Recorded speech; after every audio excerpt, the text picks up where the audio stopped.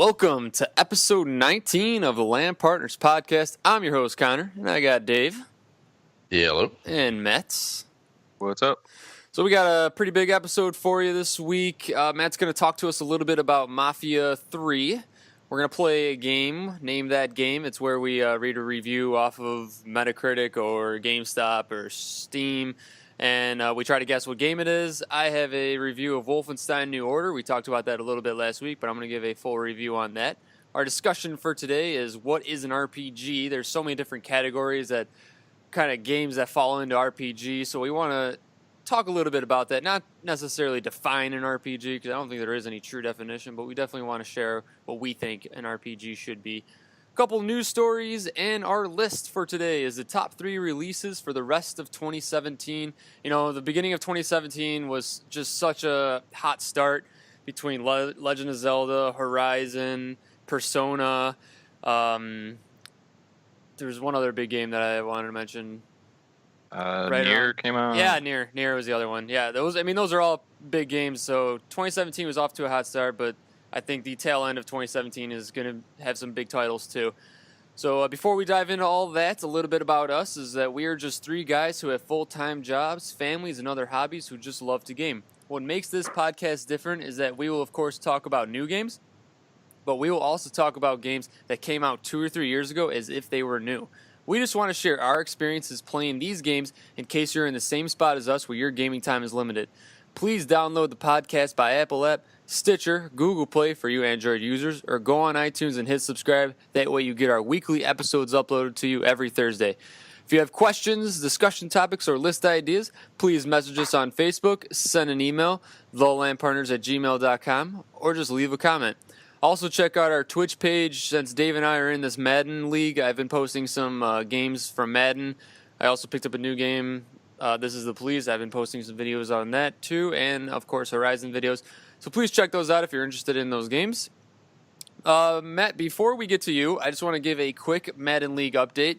Not a whole lot has happened since last week. Besides, we lost how many people, Dave? 2? Remember our initial conversation where like, don't we have 12? And I'm like, I think it's more like 9. So the final number is officially 10. We did lose 2 guys.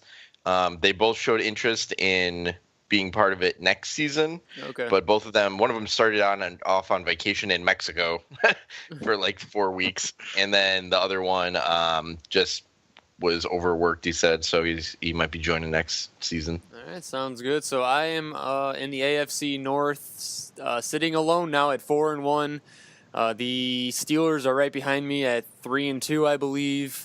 So that's what the AFC North is. My only loss was to another user, the Texans guy. He had his way with me. It was bad. Dave, where are you at? Well, it's funny because you, me, and the Texans guy are all 4-1 because he lost to the Chiefs, who are now first place in the AFC, who's 5-0. So at the AFC, at the very tippy top, is the computer-controlled Kansas City Chiefs, followed closely behind by us 3.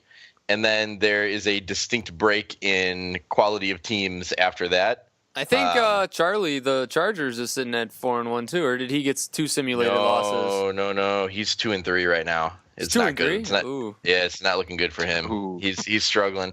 I remember you saying like, oh yeah, he's, as long as he's not terrible, he's got it made. But he's had a rough couple weeks here. All right, well, we'll definitely keep you posted. We're advancing, I think Thursday maybe is our next advancement. So I'm on the bye this week, so it's sad. All right, so that's Madden. Matt, tell us about Mafia 3 because I want to hear about this game. All right, Mafia 3. It was developed by Hanger Games and published by 2K Games. 2K Games has been the publisher for the entire Mafia series. Mafia 3 was released October 7th, 2016, so we're coming up almost on a year after its initial release. It came out on Xbox One, PlayStation 4, and PC, and then I believe it came out a few months later for Mac users too. The game itself took me about 25 to 30 hours to complete. I can't remember the exact timing on that. It's an open world sandbox type game, kind of GTA style open world. You're in a city. It's modeled off after New Orleans, but it's called New Bordeaux in the game. It's not actually called New Orleans.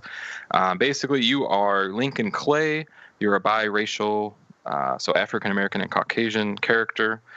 He was raised in New Bordeaux, and he goes away to serve in the Vietnam War. He comes back to find out that his family, his adopted family, so he is an adopted orphan. He finds out that they were in trouble with the mob, and they owed money to some bad people. So him, with all his new skills from being in the war, elects to help them out with these money troubles that they're in, and decides to try to settle the score. And as we know how things go in games, it wasn't that simple. And that's kind of the main gist of the story. Some of the things I liked about the game is the story. So the story is really great. And I'll start off by saying, too, this game, probably in the last year, one of the most critically mixed games for reviewers. Really, usually, when we see a good game or just a game in general, usually it's kind of across the board, similar scores from most of the critics out there, but this game was all over the place. Some people would give it like an 8 or 8.5. Others people would give it like a 5 or a 6. So it was really up and down across the board. And the one thing, though, that most everyone agreed with, and I agreed with as well, is that the story is really good. It really does grip you in. The characters are good and memorable. The animations. So the game, I think that's kind of what makes people on the fence about the game, is the game has high quality to it, high production value. The cutscenes look like movies, looks like animated movies. They look really great. When the characters talk, it looks like it's been fully motion captured. It's really, really great animations, really cinematic. The other pros were the music. It's because the game is set in 1968, so you get all kind of that. I know there's Jimi Hendrix, Bob Dylan, I think, is in there. Some other just iconic musicians from that era. And the other good thing was the gun play felt really good in this game. So when you're shooting at someone or just shooting in general, you could feel kind of like a weightiness to the gun. It feels powerful. You feel like, I know it sounds kind of morbid, but you can kind of feel the bullets kind of sinking into the players, because there's a nice kind of like satisfying thud that you hear whenever they're getting hit. Some of the things I did not like about the game, and this is the other kind of controversial topic, is that just the repetitive nature of the game. So the game is set around you taking over different, what they call rackets in the city. So there's a drug racket, a human trafficking racket, like prostitution rackets, things like that. So these other mobs are trying to make money off of these parts of the city doing these things. But the only problem with that is that's all you continue to do the entire game in order to move the story forward, is take out these rackets. And the game forces you to take every racket out before it will let you advance the story. So you can imagine 20 hours into the game, you doing the same thing again, like taking out another drug racket just in a different part of town. It's kind of, you don't feel as invested into it anymore, and you kind of already, and they're all set up the same way. You're just going to run in and kind of gun everyone down. At the end of every racket, though, they do have kind of a final standoff with the leader of that racket. Those feel more challenging, more memorable, because they are kind of set up linear type things, set up for that kind of end final boss of that area. So those are a lot more fun. But yeah, the rackets in between, it is creative though, because it is open, so you can attack them in any way that you like. So it is there, you can be creative with how you take them down. But after a while, you kind of just know you can go in there and kind of spray and pray and get out. And the other thing too is the driving. The driving seemed really stiff to me. They do have two different options for driving in the game, where one's more arcadey and the other one is kind of more realistic, like a simulation type driving. Both of them felt very stiff to me. The cars, I didn't feel like felt very powerful. It felt like you were driving really slow all the time, and the turning was just atrocious. Like if you were going really slow, your car just did not want to turn. I don't know what it was. Did it feel like L.A. Noire? Because didn't the L.A. Noire feel that way? A little bit, yeah, a little bit. I think it was just really stiff. Like they didn't spend a lot of time on that. Which goes to my third and final con. There is no fast travel option in this game, so you have to drive or get to your location somehow or some way. You cannot just kind of like it is in GTA where you can just kind of click on somewhere and be like, I want to go here. You just can't do that in this game. So that was very frustrating because it's a big map. It's a huge map, and it takes a while to get places. But overall, I gave the game a 7 out of 10. I thought it was a good game. Definitely was held back from becoming a great game. But I think the story was good enough for me to kind of forget about the repetitive nature of things and be able to move forward. And because I always wanted to keep seeing what was going to happen next, what was going to be the next development. So it was a good game. If you haven't played the Mafia series at all, none of the games are related, but there are characters that connect through the series. But Mafia 1 and 2 are both really, really cool games. They're pretty old now, but I would definitely check out the whole series. I remember you struggling like hard to get through all those. After a while, yeah. I know it became a struggle near the end though, but you powered through because when you get into over 20 hours of pretty much the same thing, it's kind of like enough is enough. Like, yeah, but I've invested this much time. Might as well keep going. It's almost like the Kingdom Hearts effect. Yeah, right. Well, it's funny that you said that it's either like a love it or hate it thing because I had a buddy, my buddy Mike, he got it, and it was literally, he said it was the best game he's ever played for like the first maybe 3 days he's had it. And then like on the fourth day, he's like, yeah, it's a really good game, but it's good, but maybe not the best I've ever played. And by the end of the game, he was like, I absolutely cannot wait to trade this in and get something else. Like he went through the entire gamut from it being the greatest game he's ever played, being so impressed, to like you were saying, that kind of like repetitiveness and it just went from being thin. It went from being the best game he's played to, oh my gosh, I hope I can still get $30 for this game. I hate it when games do that where you're just like, come on. Yeah, just finish it. All right. Yeah, Mafia 3 has kind of been on my hit list of like when I'm desperate, I'll play it, but I don't know. Like I have to be pretty desperate if I want to try that game out right now. So let's go ahead and play our little game. I don't know if one of you guys want to lead off or just want me to go first. I could lead off. All right, Dave, how about you start us off? All right, so hold on, let me make sure I'm reading the right one first. Yes, okay. I've always liked this game overall, and it will always have a special place in my heart. With that being said, the rubber banding AI in this game is beyond ridiculous. No lead is safe, as the game cheats to catch up to you by increasing the speed of its controlled drivers to higher than they can possibly go. I don't know if later games in this series ditch the rubber banding AI, but its presence is strong with this one. I think it's a racing game. I think it's oh my god, I was just like the other day someone was talking about how this game rubber bands like so much. I want to say it's like Mario Kart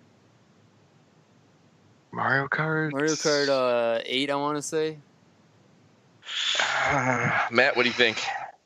I'm going to say Project Cars. It is neither. Would you like the second one I have? Hold on, wait. Okay, yeah, just do another one. I know this one. Hint number 2. Ready? Yeah. This might give it away here. Classic. Check your basement and attic first, though. Check your basement and attic first, though. Classic. Check your basement and attic first, though. This was under the suggestion that someone should buy it. I got one more for the same game. Yeah, I don't know. You ready? Yeah, I'm stumped now. Here we go. You're going to for sure get it now. You ready? This was like my gimme one. This game is a masterpiece. I'm no diehard Nintendo fan by any means. Very recently, I finally played this game for the first time. Every level's creative and visually appealing. The graphics are top-notch for N64. It plays very well, but most importantly, it's a lot of fun. Perhaps the best N64 game out there. What? Dude, I am completely And it's blank. not Mario Kart? It's not a Mario Kart, is what you're telling me. You said Mario Kart 8. Okay. Okay, so Mario Kart 64. You are correct. All right. Okay. So I was right on with Mario Kart because I know Yeah. rubber I thought banding. you were gonna get it. I was like, "Ooh, he's got Mario Kart." Well, I This is said bad. Mario Kart. And you didn't say anything. I'm like, I gotta come on. Like, it's not Mario Kart. Like, Like, what's going on? give me Yeah. Mario Kart. All right. So it's Mario Kart 64. Yeah, Mario Kart 64 rubber bands like crazy. All right. I mean, all Mario Karts rubber band like crazy. Yeah. So let me go ahead and do mine. I have two of them. All right. I'll read the first one. I'll read one of them first, and then if that's not enough, it should be enough though. I do not care for sports games, and yet I adored blank. It's one of those games where, in the hands of an amateur developer, the idea could have been flimsy and the execution awkward. Blah blah blah blah blah. Blank is essentially the high fantasy version of Space Jam, only the reader is not Michael Jordan, and no one from the NBA had their power stolen. Yet the team has heart, soul, and is made of a bunch of ragtag misfits. It's easy to root for the little guys. Wow. Nothing? It's easy to root for the little guys. All so right. it's- I'll read the Seems other like one. it's not like a realistic game. Yeah, give me another one because All I'm, right, I'm stuck. All right, here we go. With blank, the developer's passion for systems-driven trials of skill and fondness for vibrant, wistful fantasy convergence in a Mutant League NBA Jam daydream role-playing game I never knew I always wanted.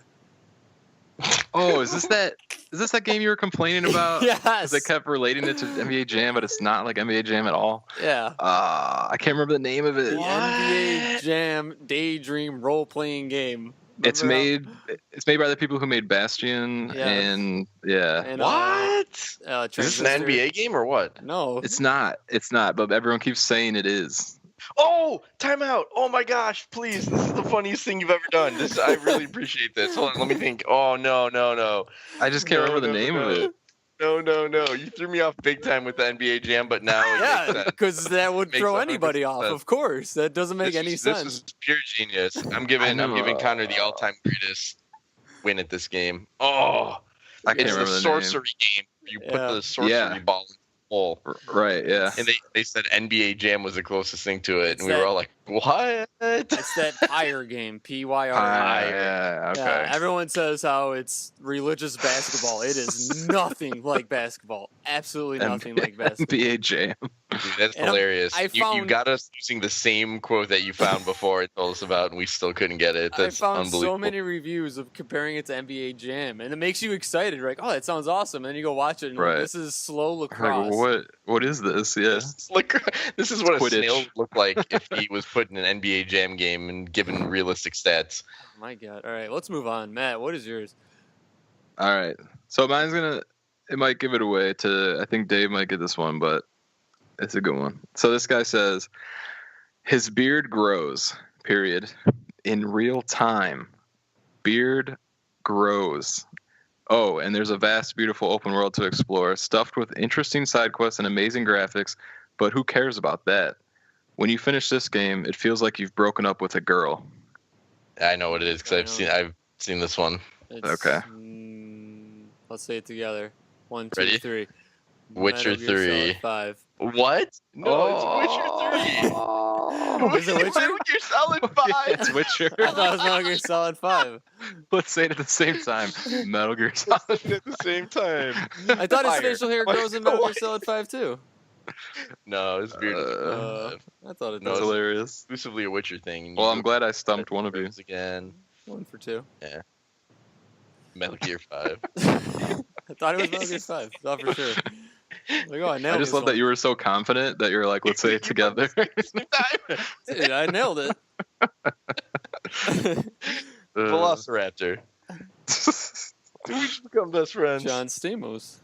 Yeah, right. Stamos. All right, so yeah, that's our fun game. We got some good ones this week. I think NBA Jam is a little deceiving. Yeah. So I'm gonna talk a little bit about Wolfenstein New Order. We were talking about this last week when we had our Call of Duty discussion about the doing more historical games. So a little bit about Wolfenstein is it took me about 12 hours to beat this game. It could easily take you more or less depending on what you're doing. It came out back in May of 2014. The developer is Machine Games, but more importantly, it's published by Bethesda, so it kind of has that Bethesda label. I don't really hear much about machine games. It just kind of is, Bethesda conference always presents it. Background about this game is it's from the get-go, it starts off as this action-packed scene where it's 1946 in World War II. So already, like right off the bat, you're like, whoa, hold on, 1946, World War II, the war's still going on. Like, okay, that's interesting because we all know World War II ends in 1945. So already, right off the bat, they're already changing history. And you start off as a character named B.J. Blazkowicz, and so like the whole opening sequence is amazing. So then there's an event that happens at the end of the sequence where Blazkowicz gets knocked out, and then he wakes up 14 years later in 1960. Like, I don't know if he was unconscious for the 14 years or like he was borderline paralyzed. Like, it's kind of like a gray area for those 14 years. But he basically wakes up and the war's over, but the Nazis won. So boom, right off the bat again, you're like, wow, like, okay, so now we're really changing history up. Nazis won. Like, what's this going to be like? So throughout the whole game, you're basically just part of a small team that's trying to like underground all the Nazis, trying to like rise up and overcome the Nazis. And there's so much that makes this game so interesting. But in your little hideout, one of the coolest things in your hideout is there's newspaper articles all over the wall.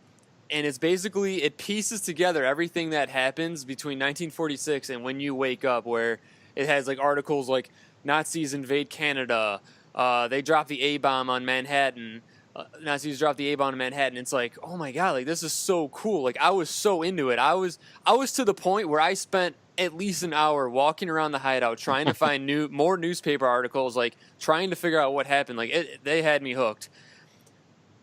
So I thought that was awesome. Like I was so obsessed with this fake history, like it was just like, what else could they make up? Like that was just so interesting. So a couple things about the good parts was obviously the story. Like the story from front to back was amazing. This whole idea of this alternative universe was just enough to get me hooked. It was extremely refreshing to have a different type of World War II game, as we were talking about with Call of Duty. Like this Call of Duty coming up is the classic. You're American, you storm Normandy. Dave and I had this talk the other day on the phone about like how many Normandy games are there out there. How many times can we possibly do this? So it was just extremely refreshing to. Well, let's put it this way: we could make a top 3 list of representations of Normandy, and none of us will have the same answers. Let's put it that way. For sure. So that just was super refreshing alone. There was plenty of sequences designed for narrative, and I know when you hear first-person, like I said, this is a first-person shooter, so I know when you think first-person shooter, it's just action, action, action, not a whole lot of story, but this game really drives home the action, but it really drives home that there is a narrative behind everything. Like, I never felt like it was pointless interactions or pointless missions or why am I doing this. I always had an idea of what am I trying to accomplish right now. Every mission that you did felt big.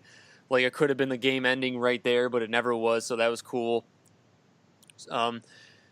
There's a really cool Easter egg in the game, and I won't explain too much, but if you play it, in the hideout, there's a bed at the top of your hideout in the attic.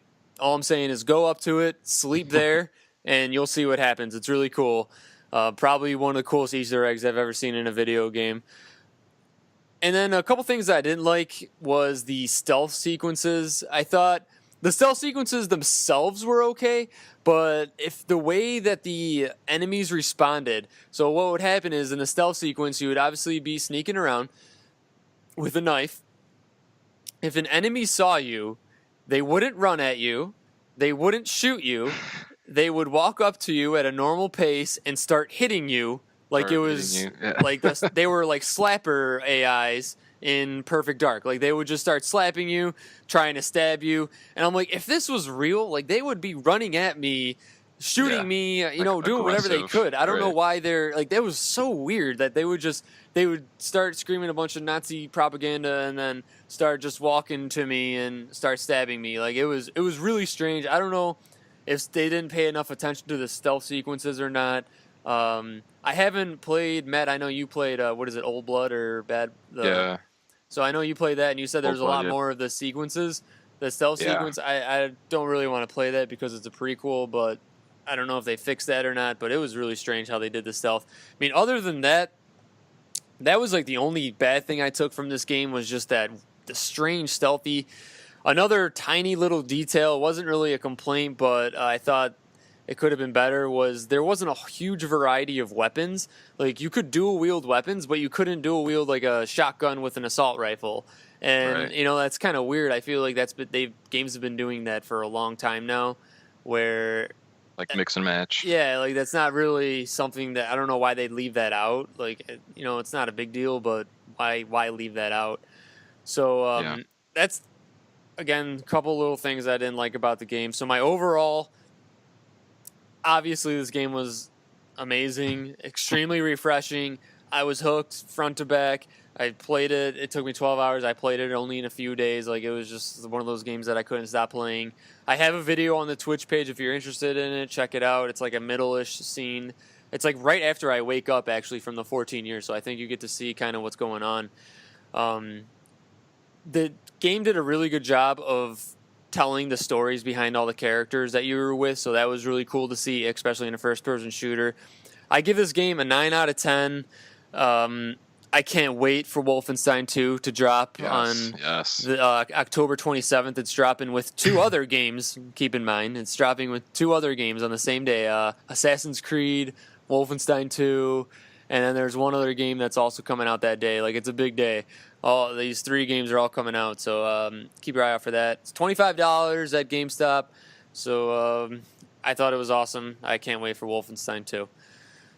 So let's go ahead and get into our discussion topic of what is an RPG. Now, we're not really exactly defining what an RPG is, but just a couple things we want to talk about there. So I'm going to go ahead and just throw it off to you first. So Dave, what do you think about RPGs? What needs to be there? Well, I think that, like, as a kid growing up, my idea of what an RPG was very closely related to Final Fantasy, because that was kind of like the RPG that people played. And then there was like Dark Cloud that claimed to be an RPG, and it was more of like an action RPG, what we would consider like a Western RPG today. And so, like, my definition of RPG has kind of changed, and I'm more confused than I've ever been on what an RPG actually is, just because so many games now are saying, like, this is a basketball game with RPG elements. This is this is a first-person shooting game with RPG elements. MLB The Show would be a perfect example of what you're talking about. You know what I mean? So, like, I don't know what an RPG is anymore. I don't know if we can even give that its own genre, because I feel like every single game nowadays, to add depth to it, the developers just default go to RPG elements. And so what's an RPG? Well, it's character development, and pretty much every game has it now. So I'm more confused than ever. I don't know. What do you guys think? Yeah, Matt, tell us what you think about this. Well, this is according to, and this is not my own personal view, but according to Wikipedia, this is their sort of definition of a role-playing game. So they say role-playing video games use much of the same terminology, settings, and game mechanics as early tabletop role-playing games such as Dungeons & Dragons. Players control a central game character or multiple game characters, usually called a party, and attain victory by completing a series of quests or reaching the conclusion of a central storyline. Players explore a world while solving puzzles and engaging in combat. A key feature of that genre is that characters grow in power and abilities, and characters are typically designed by the player. So, kind of like what Dave was saying, you're developing that character. So either you're leveling them up with experience, choosing which stats or attributes you want to be at a certain levels, or upgrading their skills and things like that. I think RPG for me has always been attuned to like Final Fantasy. I think that was my first jump into the RPG world. I agree with the Wikipedia in terms of I like the idea of a role-playing game kind of being set where you're with a party. You have a group of characters that you can interact with, and they share a story together, have a relationship together. And then I like that you need to level up in some way, by gaining experience or completing certain tasks. That's always been an RPG-related element to me. It does get kind of hazy nowadays, like Dave was saying, because now we have games like MLB's been doing Road to the Show, which is a huge kind of RPG type element to the game, because you're building your character, you get to create them, You take them through seasons of baseball, and you get to level up their skills to make them better at their position.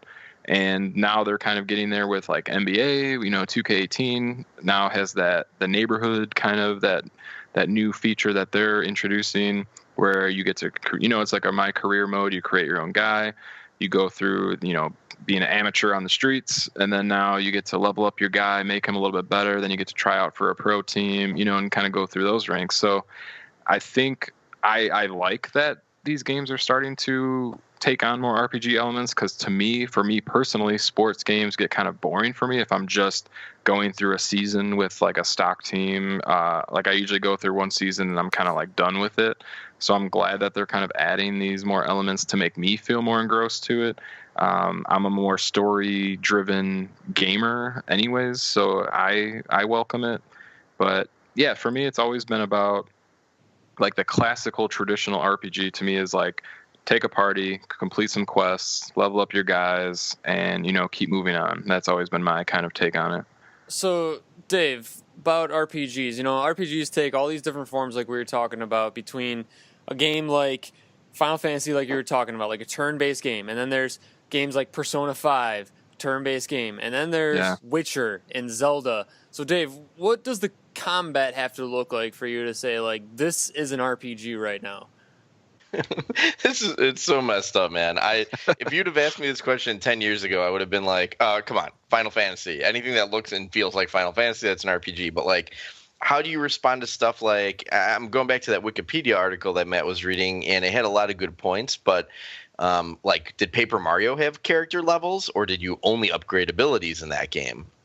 Yeah, you just upgraded your abilities, no leveling. And that's like one of the purest RPGs that I consider to be an RPG is like Paper Mario right there. And right away it breaks that rule of what Matt and I mean, I agree with Matt. I always consider RPGs like I have a character, he's got levels, he levels up. But like Mario, even though I consider that one of the most basic RPGs you can have, like breaks that rule. And then you mentioned The Witcher, which is, again, going back to that article, creating a character and having a party. Neither of those things you have in The Witcher. In The Witcher, you are a set character who you can change a little bit based on what you want to, give them a haircut or something and give them some different abilities. But like you don't have a party to work with. That's, again, like that article described Final Fantasy games. And that's exactly. That's my vision of what an RPG is, but it's been so muddied over time that I don't even know what combat looks like in an RPG. I could be shooting a basketball apparently, and I'm playing an RPG. You know what I mean? Throwing a baseball and you could be playing an RPG. Yeah. For real. They've really just tried to find a way to combine those types of elements into every genre now. It's crazy. I mean, to think of games that are that they would call an RPG, like Dark Souls and Bloodborne. That's an action adventure RPG. Right. Where, what would you even call Legend of Zelda? Like an action adventure RPG also, or same thing? Open world RPG, since Western it's RPG. There's just so many like little subtitles before RPG now, where it's like you could make the argument MLB The Show is a sports RPG if you wanted to, like it's just a type of RPG, but with all these character developments. So, I don't know if someone were to say like, what's the best RPG? Like Game Informer and IGN both had like top 100 RPGs of all time just recently, and like it's just, there's so many different types of games on there, and it's just like Pokemon and Earthbound and Chrono Trigger and just there's like puzzle games you can play that are considered RPGs where you're just like playing Bejeweled basically, but it's considered an RPG because there's like a story behind it. Yeah, so there's a lot of gray areas between RPGs.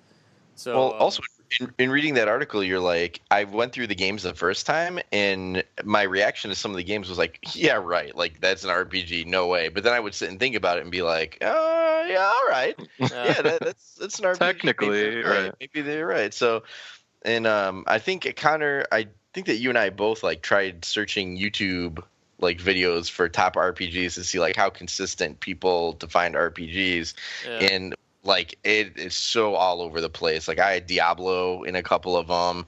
One of them even put Dota because the MOBA genre is very heavily RPG influenced. I wouldn't put Dota. It's literally insane. you could make an argument though. I mean, it just shows, yeah, that you can stretch it. Yeah, You give them the abilities that you want and the order you want. I mean, it's right. Yeah, to sum up how I feel about RPGs is the things that make an RPG for me is the character leveling up. Like in Dark Souls, you're level 10, you're level 11, Right, 12, it moves on, and you're upgrading specific abilities. Those, I think, the combat I don't really care about, like, turn-based action adventure, whatever. I think the combat doesn't define what kind of game it is. I think just that character levelization is where the RPG elements come in. So, everyone ask someone their opinion and you'll get a different answer from everybody. So, Yeah. we can go on for days about RPGs, and we'll have another discussion in the future about JRPGs, specifically because I know that's a whole different kind of RPG style, and we'll talk about that another time.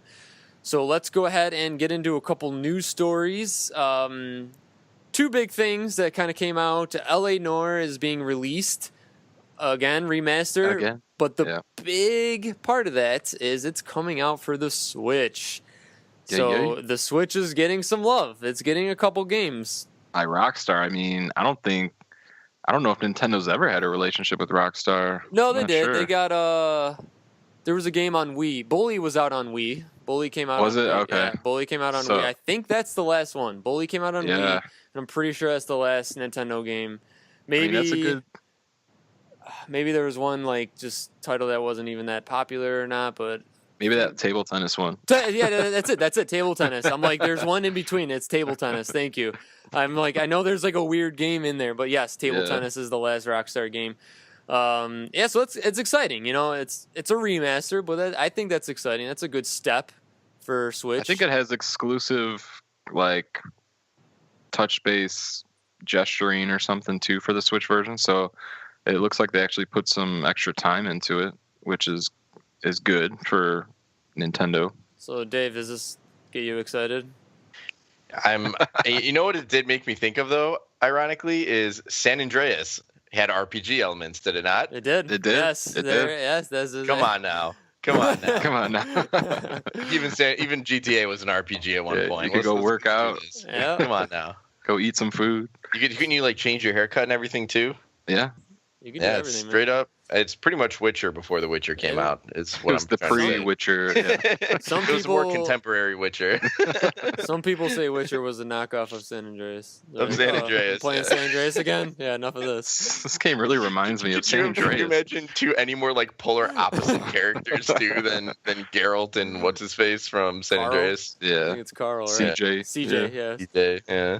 All right. Sorry about that. Yeah, I don't even know what we were talking about now because that just. L.A.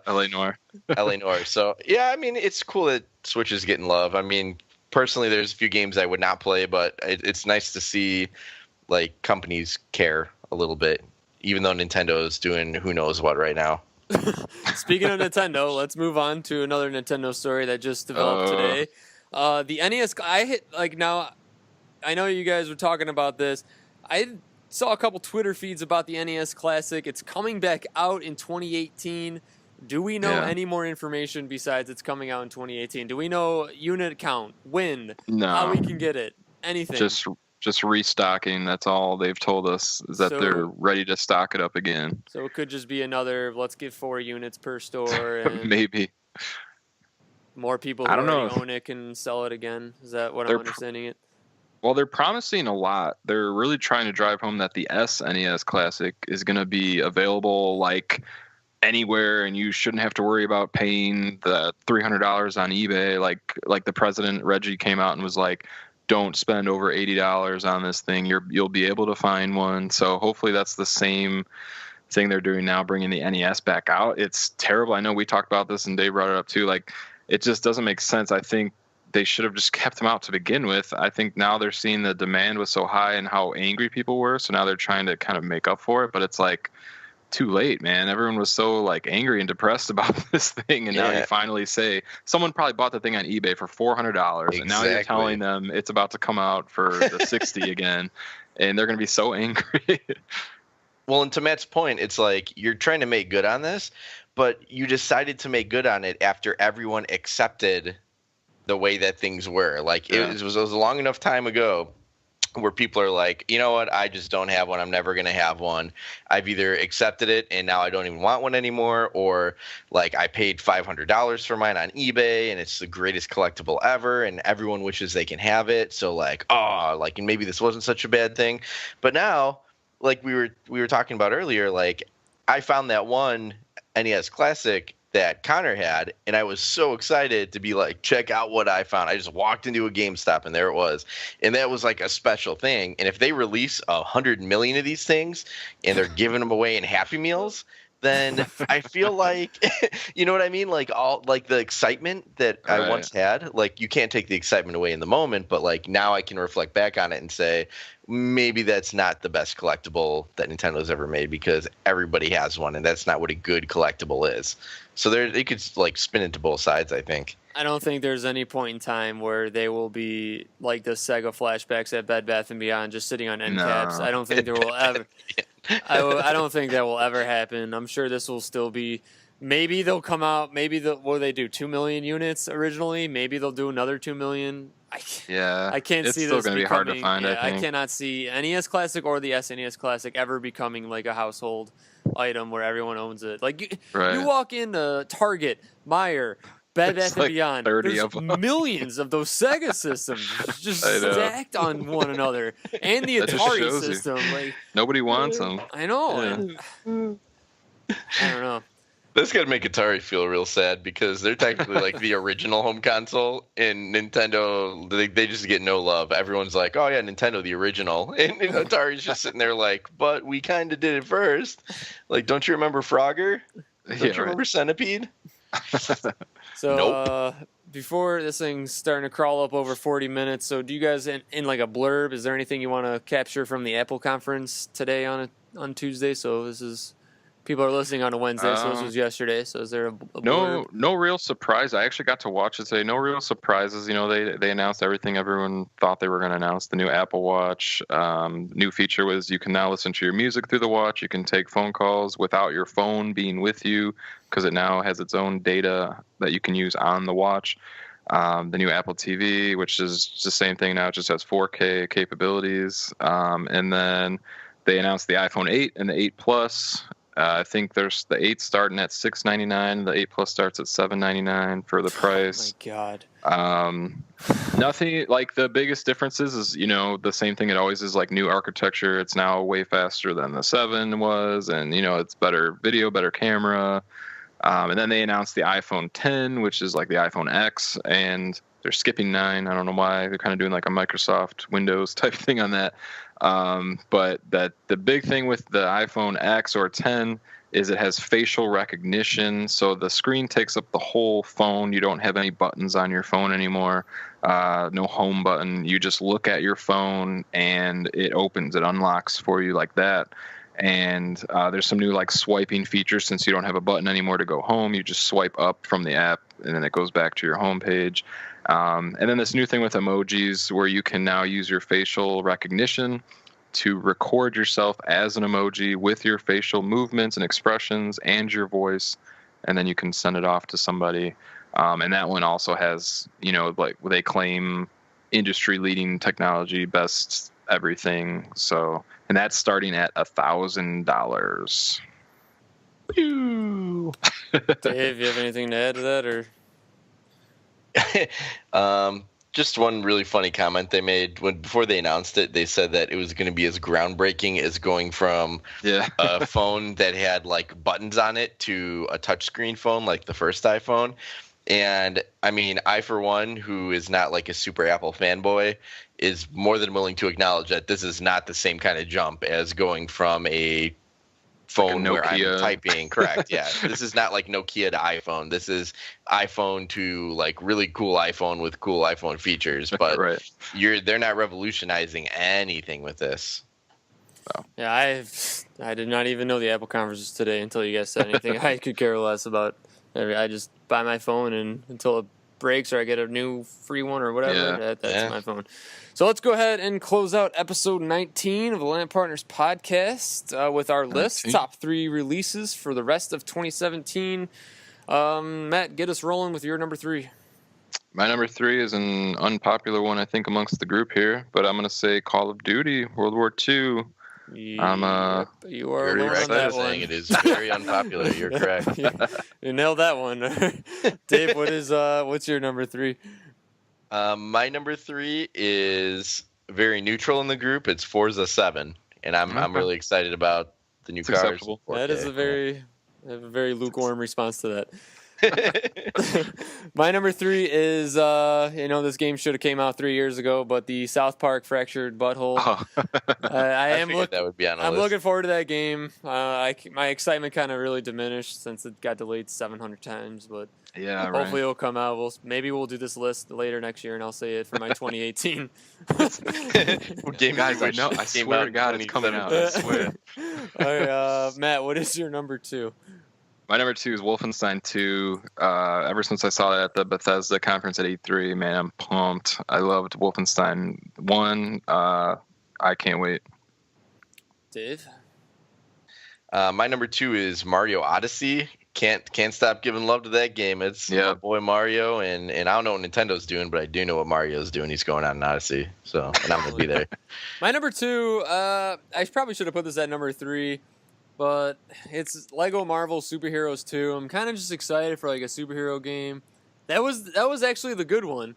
That was a good one. Yeah, it's remember good. The good Lego Marvel game? That was actually pretty good. They had that open world feature, so I'm kind of looking forward to it. It should be kind of cool. We'll see. I'm probably not gonna get it anytime soon. Like, it would be like a $20 purchase, or like when I get the Switch, maybe I'll pick it up then. But oh, you heard it here first. Yeah. Everyone knows I'm gonna get the Switch. It's just a matter of time. So where are we at, Matt? Number 1.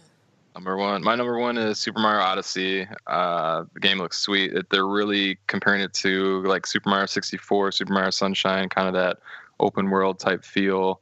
I'm really excited to use my Switch. I love using the Switch, so give me some more reasons to use it.